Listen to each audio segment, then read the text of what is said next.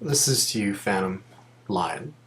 Um, I have a day off here, so I have just been reading my books, exercising, trying to stay warm. It's pretty cold. But IG mentioned something last night in Skype. He said he said Phantom Lion is on my thoughts occasionally. And this right here, what I'm doing is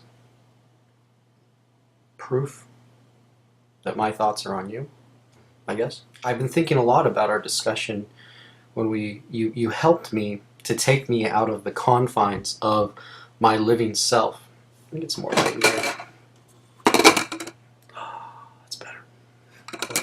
You helped me to see past the confines of my living self and see that life has no purpose. And I started thinking, I started meditating this morning after my exercises. I started thinking to myself, life has no purpose. But then I started to think, I said, is there a difference between purpose and meaning? And I found that there was. Even though that life has spawned itself very radically in this cosmos, as what we have seen. You use the example of the tree, and it loses its purpose, but it never lost its meaning. See, I realized something when I was meditating. I realized that, yes, you are completely accurate when you helped me to understand that life does not have a purpose. However, I cannot operate my mind from thinking outside the confines of what I am. And what I am is a living being, a living creature on this planet. Sure, I can create an idea and think about, the cosmos, and thinking about in this universe, it is not partial, it has no emotion, it does not favor life in any way. We see that in all the suffering and everything that's around us. So the universe is not partial to life. It's not like its favorite thing. It just simply is. And I can grasp that. I can see that. However,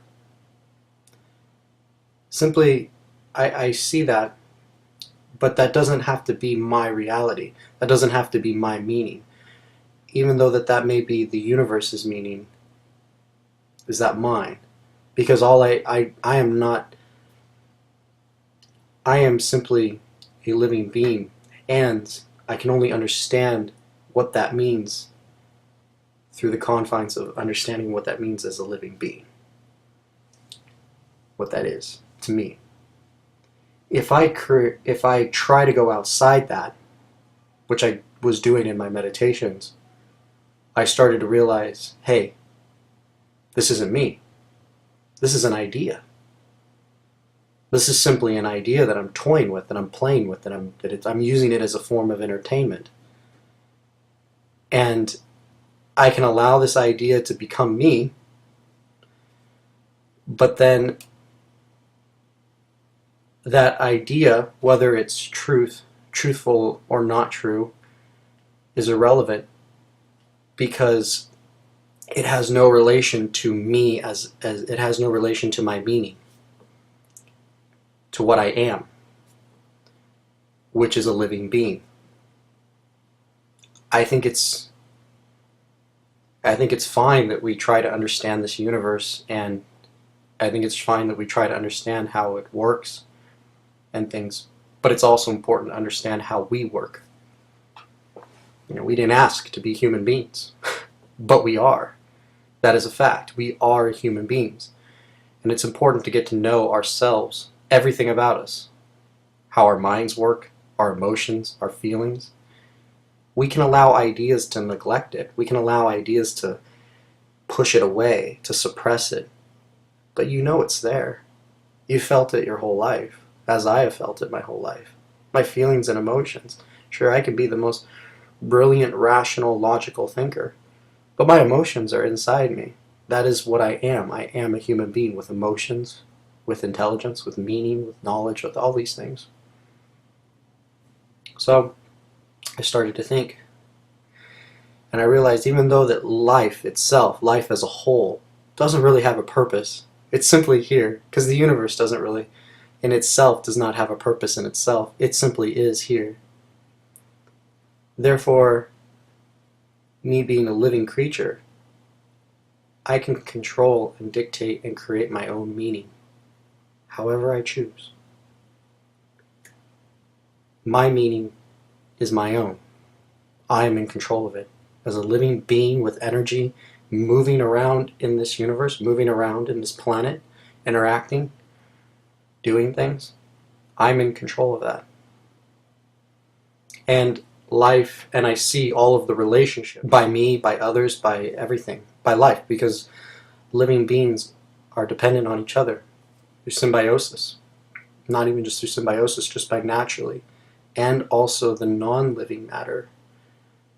We have a relationship with the sun, the rays, the dirt, with the plants, everything.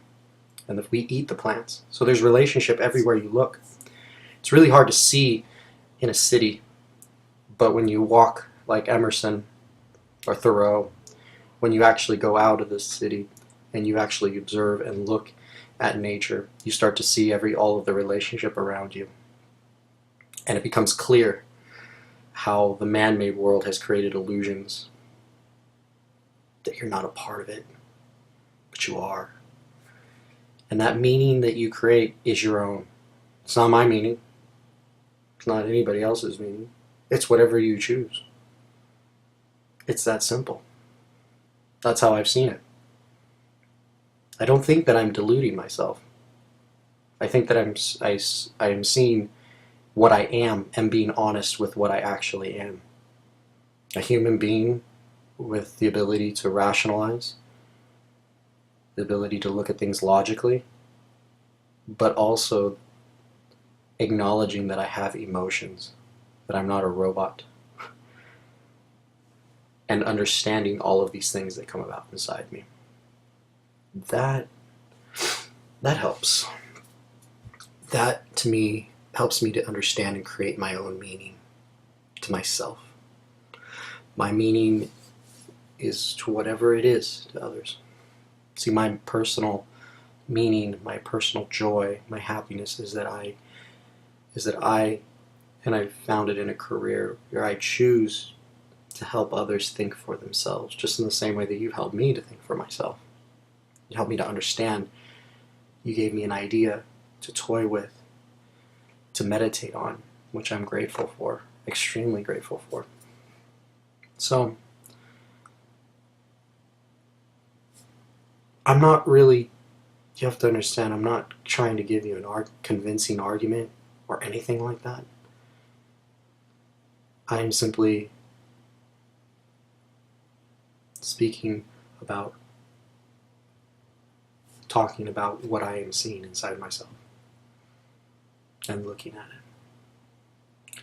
I don't think that my life and all of its meaning means that it's kumbaya and let's all hug under a rainbow kind of thing. No. I think my meaning derives from even my suffering and my pains.